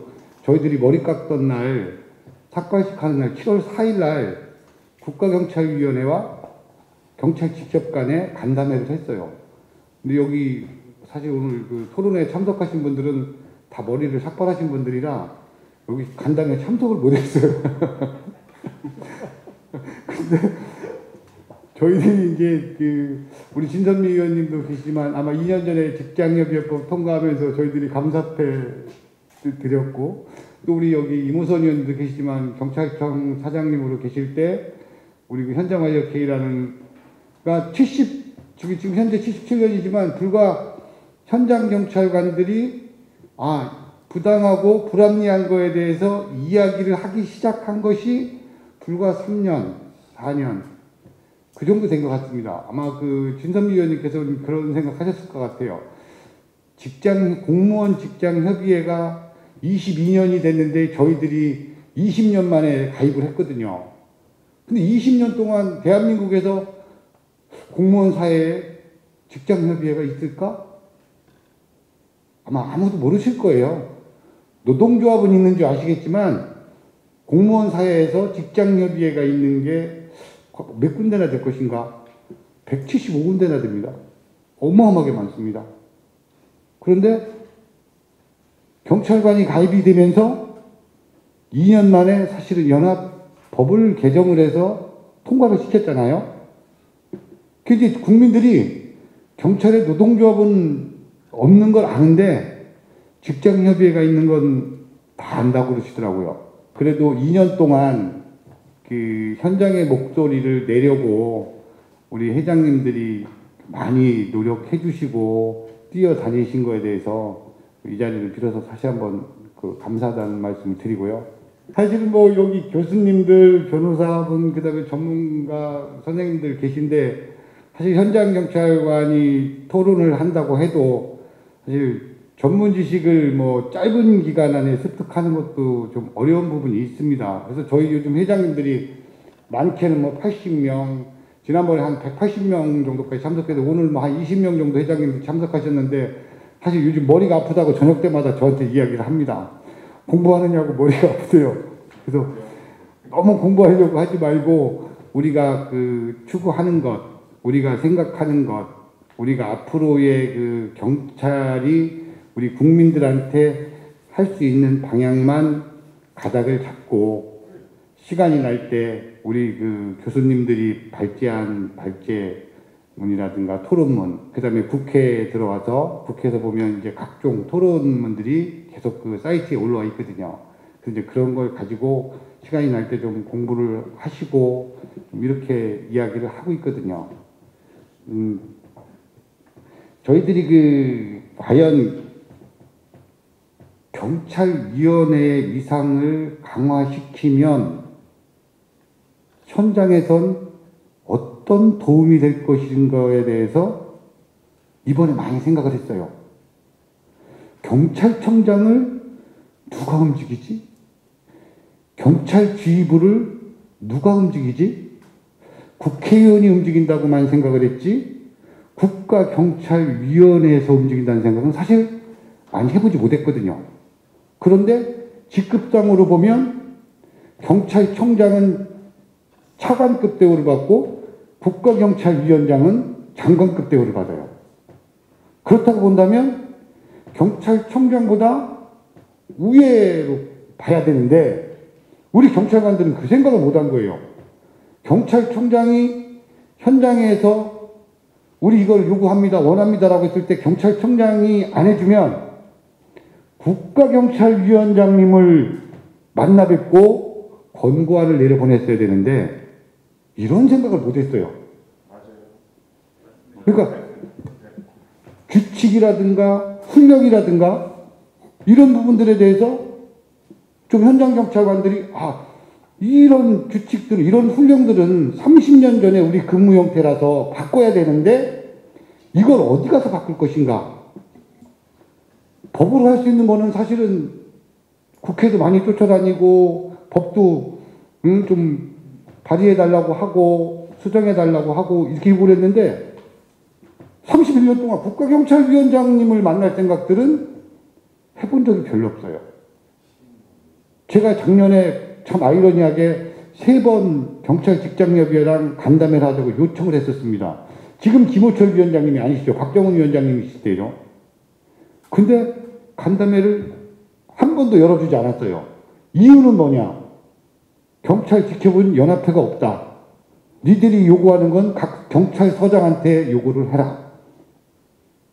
단위 직협만 인정하기 때문에 경찰청에서 경찰청장님이 우리 경찰 직협을 한 번도 만나주지 않았어요. 현 직협법상 단위 직협 경찰서장님하고만 협의를 해라 이거예요. 그래서 경찰청장은 흥덕경찰서 직협회장과의 협의 대상이 아니라는 겁니다. 근데 작년까지 국가경찰위원회에서 똑같은 마인드를 가지고 계셨었어요. 그래서 참 아이러니하다고 그 요즘 계속 토론회에 가시면 국가경찰위원회가 그동안 우리 직원들한테 자꾸 뭐 실질화해야 된다, 실질화해야 된다. 그러면 국가경찰위원회가 13만 지금 7천 명 정도 되는데요, 경찰관이요. 우리 현장 경찰관들한테 어떤 도움을 주고 어떤 역할을 했는가? 근데 스스로 반성하고 스스로 본인들도 할 이야기를 해야 되는데 아시다시피 국가경찰위원회를 자세히 들여다보면 전부 비상임이고 사무국도 없고 상임위원이 한 명이에요. 상임 그 위원장님만. 그러니까 아까 그 우리 최웅열 교수님께서 말씀하셨지만 한 달에 한 번, 두 번 정도 회의를 합니다. 제 일이 아니에요. 우리 경찰관들은 오늘 순찰차 타고 도둑놈 잡는 게 일이잖아요. 국가경찰위원회는 내 주 업무가 아니에요. 그냥 쉽게 얘기하면 뭐 이렇게 비하해서 죄송한데 아르바이트 정도 한 달에 한 번 가서 2시간 회의하고 오는 그 정도였단 말이죠. 완전히 형해야 돼서 어떻게 할 수가 없어요. 그래서 아쉬운 점도 많지만 이제부터라도 정말 국가경찰위원회가 주업이 될 수 있는 상황을 좀 만들어야 되지 않는가. 취미활동으로다가 국가경찰위원회를 하고 있다? 그래서 아마 그 진선미 의원님 19년도에 저희들이 그 공안직화를 이야기했을 때 국회의원들 중에 경찰관이 공안직이 아니라는 걸 알고 계신 분이 10%에서 15%밖에 안 됐어요. 85%는 경찰이 공안직이 아니에요? 반문을 했어요.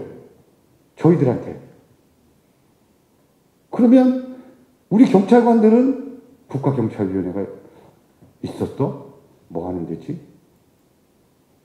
이런 부분들에 대해서는 이번에 아마 그 정부에서 정말 국가경찰위원회가 왜 필요하고 정말 시민들에 의한 통제가 경찰관들에게 왜 필요한지에 대해서는 정말 그 다시 한번 아마 일깨워주는 계기가 되지 않았나 이렇게 생각을 하고요. 전 그 국가경찰위원회의 그 권한 강화 부분에 대해서는 아까 그 우리 그 김선택 그 교수님께서 말씀하신 현재 그 비상임 부분을 상임 쪽으로 좀 전환을 시킬 필요가 있다고 생각을 해요. 최하 5명 정도는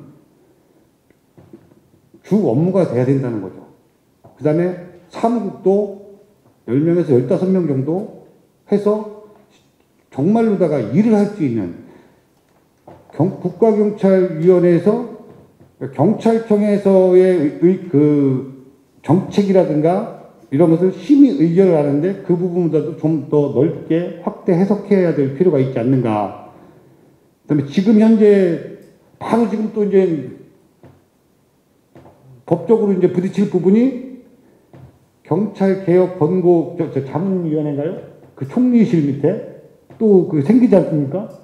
뭐 그 거기도 지금 우리 그 민간에서 8명 들어가고 경찰청장이 3명, 행안부 장관 3명, 해수부, 그 다음에 그 해경 이렇게 해서 8명이 들어가고 그 관계부처 에서 5명 정도 해서 13명으로다가 그 총리실 밑에 그 경찰개혁 자문위원회가 구성되는 걸로 알고 있는데요.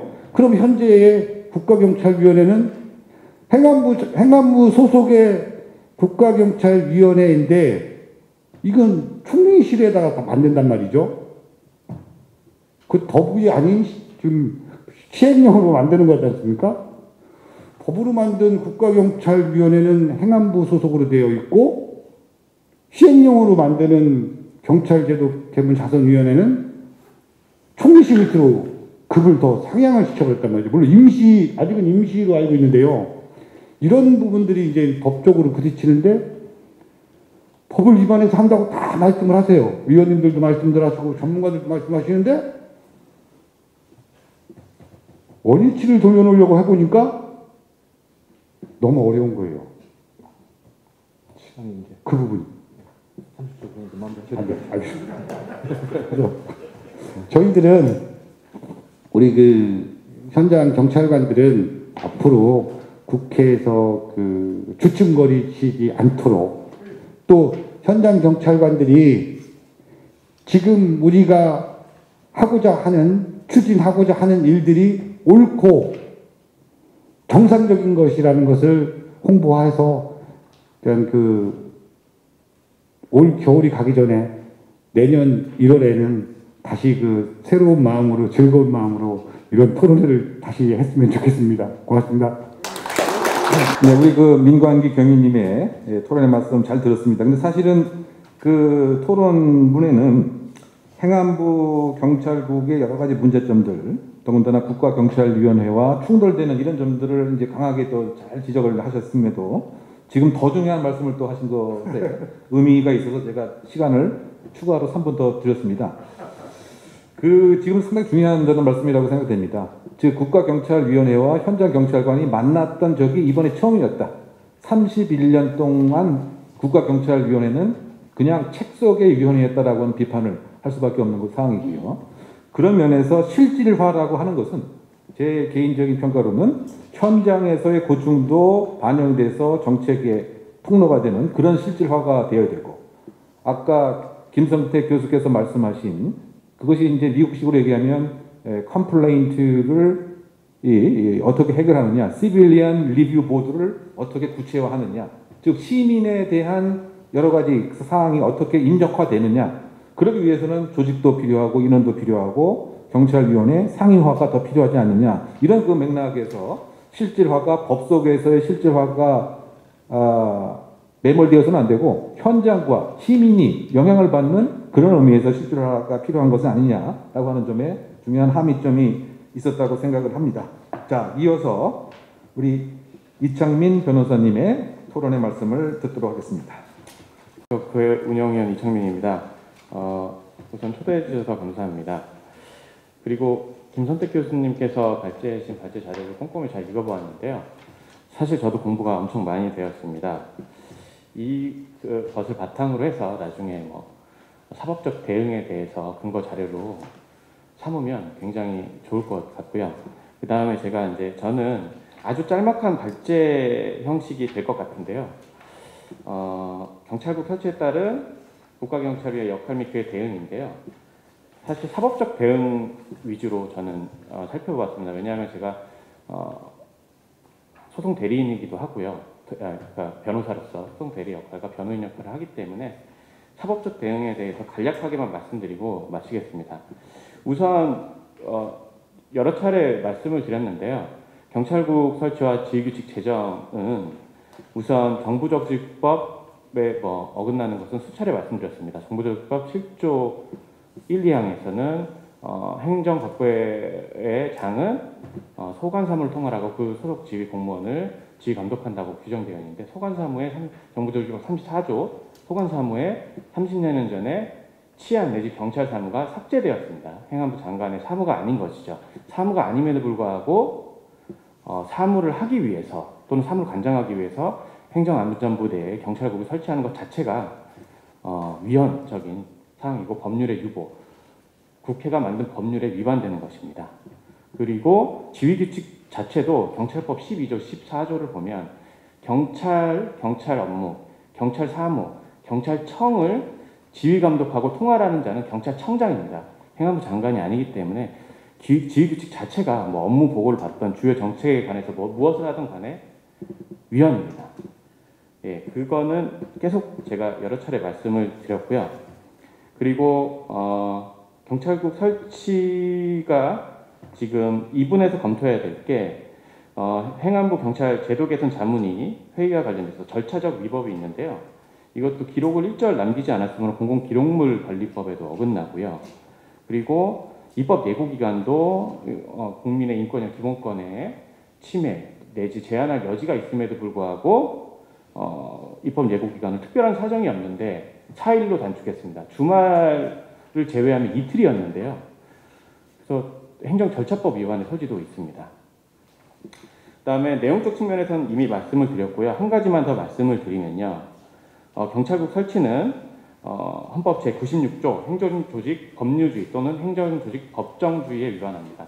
김선택 교수님께서 참고자료 3의 47페이지에 48페이지에 잘 기재를 해 놓으셨는데요. 저도 이거를 참고해서 공부를 많이 했습니다.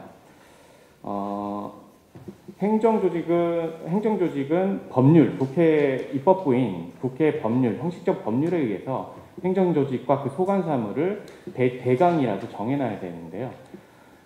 그 형식적 법률에 의해서 위임받지도 않았는데 시행령 또는 시행규칙을 통해서 행안부가 경찰 사무를 하는 것이기 때문에 이거조차 행정조직 법률주의 또는 행정조직 법정주의의 위반입니다.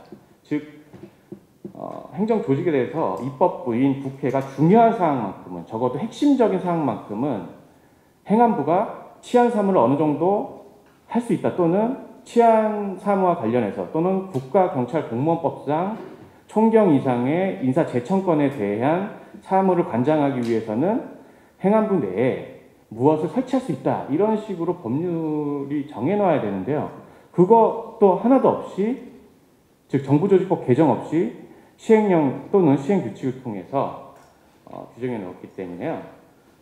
그것도 위헌입니다. 그다음에 짧게 시간이 없기 때문에 사법적 통제에 대해서 경찰국과 지휘규칙 제정에 대해서 국가경찰위원회가 할 수 있는 것은 일단 심의 의결에 의한 통제가 있겠고요. 두 번째는 국가경찰위원회가 행안부에 권한쟁의 심판을 청구할 수 있는 방법이 있겠습니다. 다만 우리 헌법재판소는 권한쟁의 심판의 요건에 대해서 국가경찰위원회가 행안부 장관에게 또는 행안부의 장관에게 권한쟁의를 청구할 수 있냐 이 당사자 적격이 문제되는데요. 좀 어려운 말이긴 한데 당사자 적격에서 핵심은 우리 헌법재판소는 헌법에 의해서 설치되고 헌법과 법률에 의해서 그 권한이 인정돼야 되는데요. 예전에 국가인권위원회 관련 판단에서는 국가인권위원회에 당사자 적격을 부인해서 각하했습니다. 즉 청구인, 즉 당사자가 안 된다라고 했는데요. 다만 재판관 3인 반대 의견에서는 비록 법률에 의해 설치된 국가기관이라고 할지라도 그 권한 존립 근거가 헌법에서 유래해서 헌법적 위상을 갖고 달리 그 권한에 대해서 다툴 방법이 없는 경우에는 당사자 적격을 인정할 수 있다고 해서 3인의 의견에 의할 때는 국가경찰위원회가 행안부 장관을 상대로 하여서 권한쟁의 심판을 할 수 있을 것입니다. 그 다음에 짧게 논거와 결론만 말씀드리고 넘어가겠습니다. 사법적 통제에 대해서 입법부가 할 수 있는 것은, 즉 국회가 할 수 있는 것은 상당히 많은데요. 많이 보셨다시피 권한쟁의 심판, 당사자 적격 모두 인정되고요. 행안부 장관의 경찰국 설치와 지휘규칙 제정은 위헌적인 것이기 때문에 제가 생각할 때는 충분히 인용될 수 있지 않을까라는 생각을 하고 있습니다. 그 다음에 입법부가 또 할 수 있는 것은 헌법재판소법 제65조에 따라서 권한쟁의 심판을 청구하면서 가처분을 청구해서 경찰국의 업무를 정지하는 것이죠. 그리고 지휘규칙 제정에 대해서 그 지휘규칙 제정을 유보해서 현재의 종국 결정의 선고시까지 위법하게 설치된 경찰국과 위법한 지휘규칙 효력을 정지시키는 가처분을, 즉 효력 정지 가처분을 신청할 수 있습니다. 마지막으로 국회가 할 수 있는 것은 중에 가장 강력한 방법이 될 텐데요. 탄핵 심판에 대해서 살펴보면요.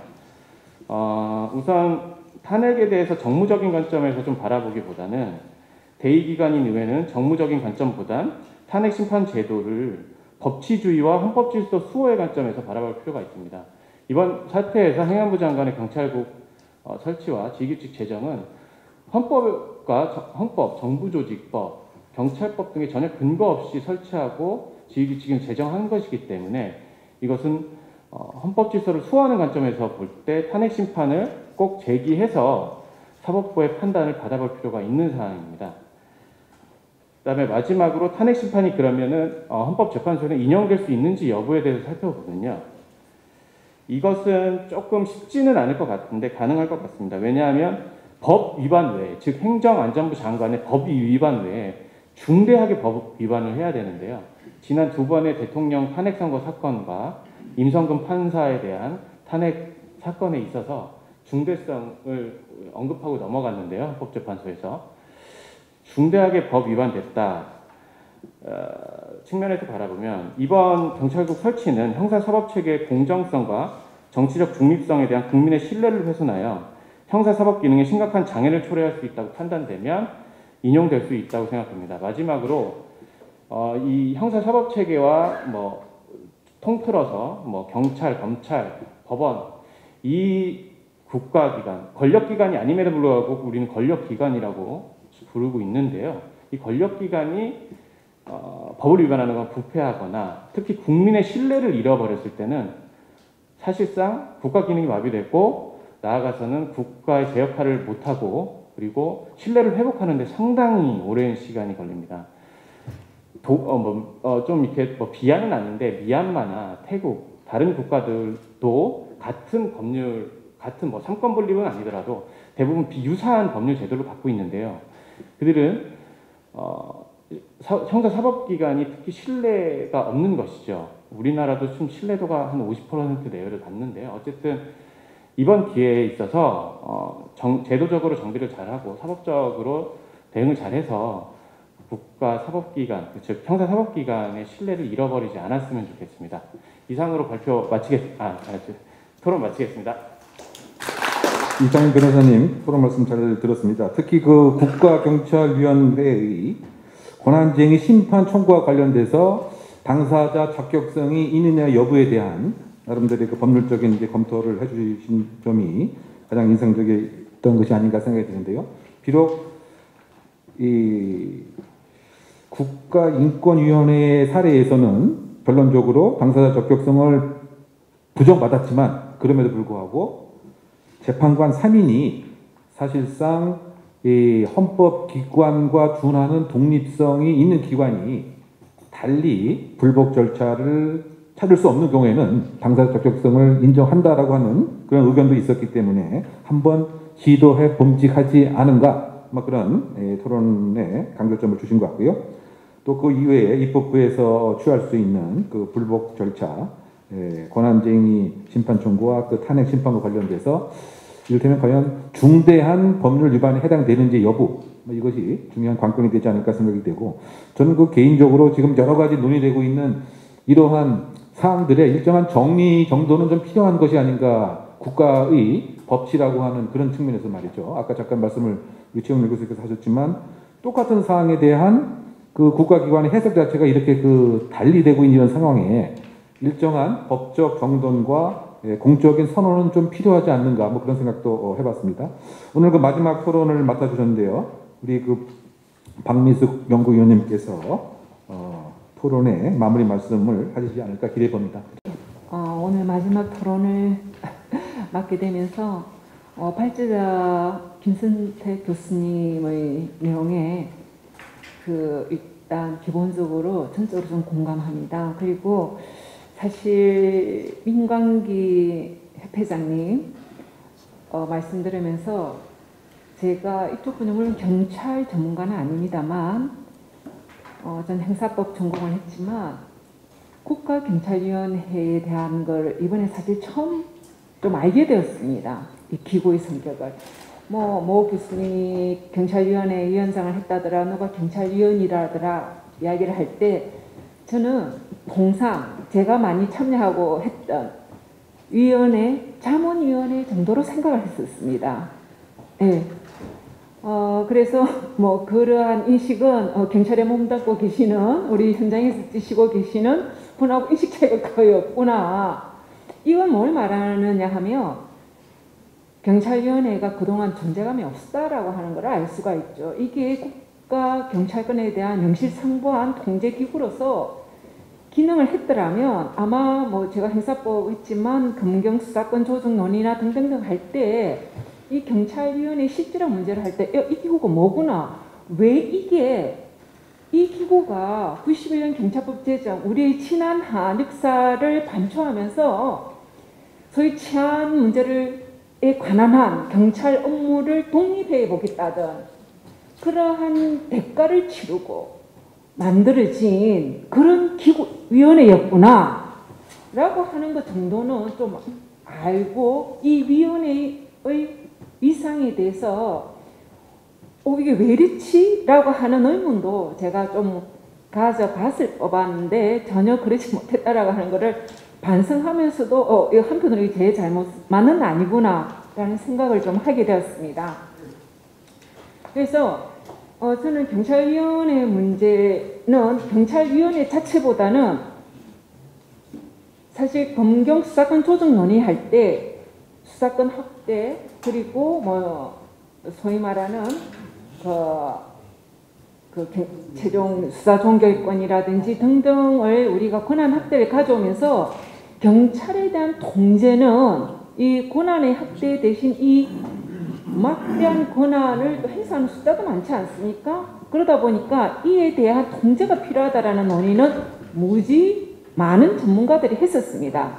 그래서 당시 권한 확대와 더불어서 또 한 축으로는 이러한 경찰 권한을 어떻게 민주적으로 통제할 것인가라는 방안을 좀 더 많이 고민을 했어야 되고 그거에 대한 논의를 경찰 스스로가 좀 해주기를 바랬었습니다.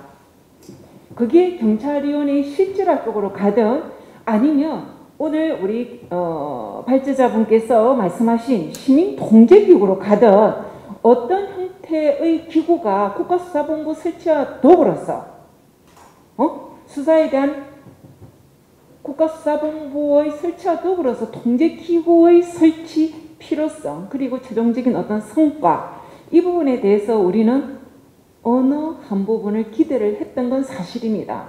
근데 지금 수사절차법이 별도로 논의되고 있지만 이러한 경찰 권한의 확대와 더불어 이에 대한 모든 권력에 대한 통제가 따릅니다. 그 검찰도 마찬가지고 우리는 소송법에 있지 않습니까? 검찰 기소권에 대한 통제는 당연히 뭐 여러 가지 제도적으로 보장이 되어 있죠. 뭐 내부적으로 항고, 그다음 재정 신청, 뭐 헌법적으로 헌법소원 이런 것처럼 경찰 권한에 대한 통제 이 방안도 당연히 법률적으로 뒤따라야 될 부분인데 그게 너무 좀 간과되어 온 부분이 아닌가라는 생각이 들었고 그걸 끊임없이 역사적으로 91년도 이후에 경찰위원회 실질화 특히 지난 5년간 경찰위원회 실질화 부분이 논의되어 왔던 것이 왜 성과를 지지부진했던가 2017년도 경찰제도개혁위원회에서 그 안을 보면 굉장히 상세하게 되어 있습니다.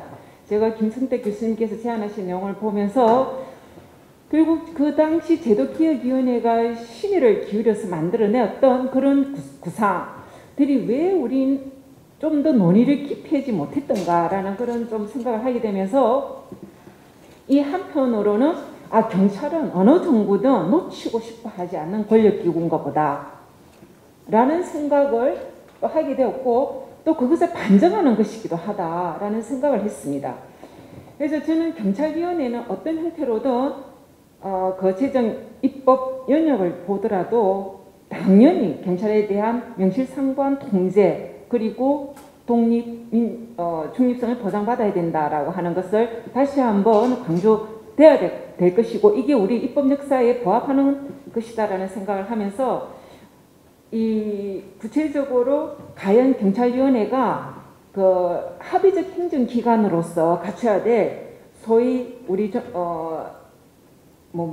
행정기관위원회법 업무가 계속성, 상시성 그리고 중복성, 독자성이 있는가라는 것을 제가 보니까 이게 자문위원회와 가장 차별되는 부분입니다. 그런데 지금 경찰위원회가 과연 이런 점에서 합의적 행정기구라고 말할 수 있는가? 저는 이건 매우 어렵지 않냐라는 생각이 들고 무엇보다 해석이 그 기구의 성격이나 법적 지위에 대한 해석이 분분하다라고 하는 것은 이 기구가 제자리를 이 위원회 자체가 제자리를 잡지 못했다라고 하는 겁니다. 하다못해 참여연대도 경찰개혁에 대한 소위 권고안을 내면서 이 경찰위원회를 자문위원회로 딱 명시를 하고 있습니다. 소위 시민기구라고 하는 여기서조차도 그렇게 볼 정도면 이 경찰위원회가 갖는 이상이 해석의 논란이 굉장히 많은 부분은 어떻게든 해소시켜야만이 경찰위원회가 제대로 된 자리 찾기 정상화될 수 있다라고 생각이 듭니다. 그리고 또 한 가지는 뭐냐면 경찰위원회의 그 소관 사무를 보면 인사, 예산, 장비, 통신 등입니다. 당연히 경찰법 제정 당시 경찰위원회에서 치안 부분을 뺀 건 역사적으로 반성의 결과죠. 자, 그러면 그 치안 부분을 지금은 또 다른 새로운 기구 설치를 통해서 행안부를 통해서 지휘 감독하겠다라고 하는 것이 어떻게 보면 역사적으로 좀 맞지 않은 부분이 있긴 하지만 이 지휘 감독 부분을 왜 우리는 경찰위원회에 대한 제7조 규정을 해석을 못했나? 왜 제대로 된 해석을 할 생각을 못했나라는 생각을 이번에 좀 하게 되었는데 법제처 보도 자료를 보면 왜 행안부가 새로운 기구의 설치가 가능하다라는 부분과 그 치안을 통제하기 위한 새로운 설치가 입법적 해석상으로 가능하다라는 것을 면밀히 읽어보면 우리 경찰법 상의 경찰위원회의 소관 사무와 관련해 가지고 제1호의 소관 사무 이외에 제2호를 보면 인권 관련 사항이 있습니다. 왜 인권 침해 행위에 대해서는 경찰의 인권 침해 행위에 대해서는 지금 국가인권위원회가 담당하고 있지 않습니까? 인권 침해 조사, 실태 조사를 하고 있지 않습니까? 우리 인권위원회의 역할에만 기댈 것이 아니라 경찰위원회의 경찰법 제7조상 인권 관련 그 규정을 우리는 왜 좀 더 탄력적으로 이 해석하는 거 보니까 법령 해석이 가능할 수도 있겠구나 라는 생각을 하게 됐습니다. 이걸 통해서 어쨌든 경찰위원회가 그 소관 사무를 좀 더 명실상부하게 실질적으로 할 수 있지 않았을까 해석을 통해서도 라는 그런 아쉬움을 좀 가져보면서 좀 더 브레인들의 역할이 중요하겠다라는 생각을 했고요. 그 다음 마지막으로 전 위원회의 구성을 보면 이런 위원회가 명실상부한 합의제 행정기관으로서 경찰에 대한 통제가 가능할 것인가 라는 생각이 듭니다. 지금 현재 경찰위원회 구성을 보면 저는 제3자 입장에서 민간인 입장에서 본다면 지금 뭐 333 입법사법 행정 333호를 하든 국회 의결을 거치든 어떤 방법을 통하는 것은 그것은 정치적으로 그리고 해결할 수 있는 부분이라고 생각이 됩니다. 다만 의원 개개인의 구성은 자격은 전문가여야 됩니다. 그것이 아까 우리 민간기 협회장님 말씀하시는 것처럼 어쩌다 한번 모여서 사무실도 없는 곳에서 정례적인 회의만 하는 이런 자문위원회적 성격을 벗어나서 좀 실질화될 수 있다면 당연히 물리적 방법으로의 어떤 위원회의 존재를 전 국민에게 알 수 있는 방법 플러스 뭐냐면 위원의 구성, 자격이 경찰 전문가여야 됩니다.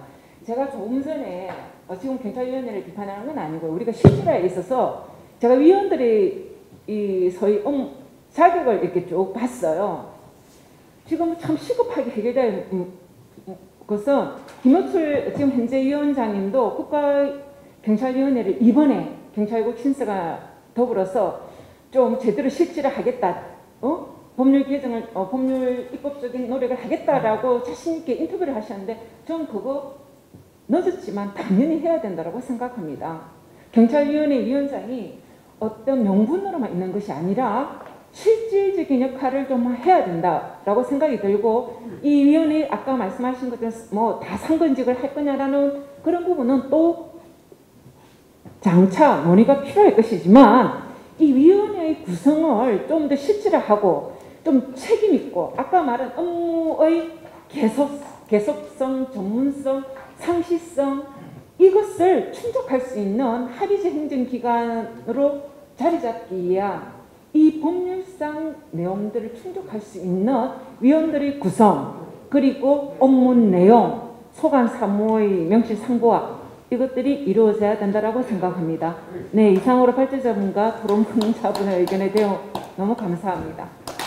이제 마지막 토론 아주 그 열성적이고 더군다나 그 중요한 점도 잘 지적을 해주신 것 같습니다. 결국 그 경찰에 대한 통제는 필요한데 왜 스스로에 대한 자체 통제의 노력은 경찰이 부족했느냐에 대한 지적과 더불어서 또 또 제도권 내에서 경찰 통제에 대한 성실한 노력도 부족했다. 또 한 단계 더 나아가서 가만히 생각해 보면 경찰위원회의 현재의 구성원 자체가 실제로 경찰을 통제하는 데에 걸맞는 그런 구성원으로서는 부족하지 않느냐. 이것에 대한 대폭적인 보완이 있어야 그것이 바로 경찰위원회의 실질화가 되는 것이 아니냐. 이런 결론의 말씀까지 함께 해주셨습니다. 이상으로 오늘 토론회를 마치도록 하겠습니다. 고맙습니다.